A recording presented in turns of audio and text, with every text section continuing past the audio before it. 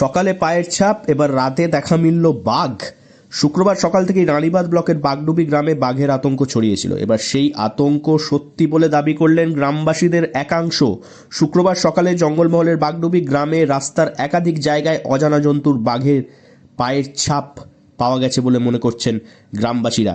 বন দপ্তর হাজির হয়েছিল সেই জায়গায় এবং খতিয়ে দেখে পায়ের ছাপ, যদিও তারা কোনো মন্তব্য করতে নারাজ। বাঘ দেখলাম, একদম বাগে? একদম বাঘে। কেমন বাঘটা দেখতে? ডোরা কাটা গায়ে ছিল, ডোরা কাটা রং। হুম। বাছুর থেকে একটু বড় হবে। হুম। অনেক বড় ছিল জিনিসটা। কোথায় দেখলেন? এই আমাদের সামনে রাস্তাটা পারাপার করলো, কখন? হালকা হালকা ছিল। কালকে ছিল? হালকা হালকা দেখতে রাস্তার পাচ্ছি। এপার থেকে ওপারে গেল? হ্যাঁ, আপনারা কি করতে গিয়েছিলেন জঙ্গলে? আমরা বাথরুম করতে গেছিলাম।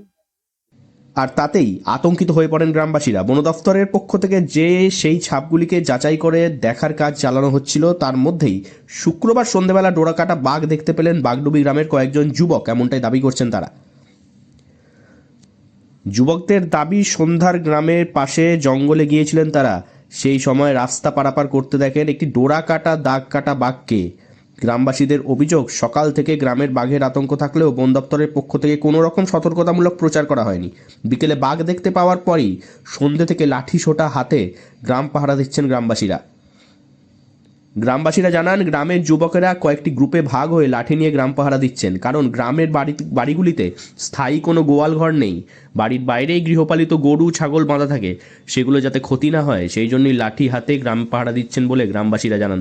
তবে বন দফতরের কাছ থেকেও কোনো রকম কনফার্মেশন আসেনি। চলছে চিরুনি তল্লাশি, বসানো হয়েছে ক্যামেরা। বাঁকুড়া থেকে নীলাঞ্জন ব্যানার্জির রিপোর্ট, লোকাল 18 বাংলা।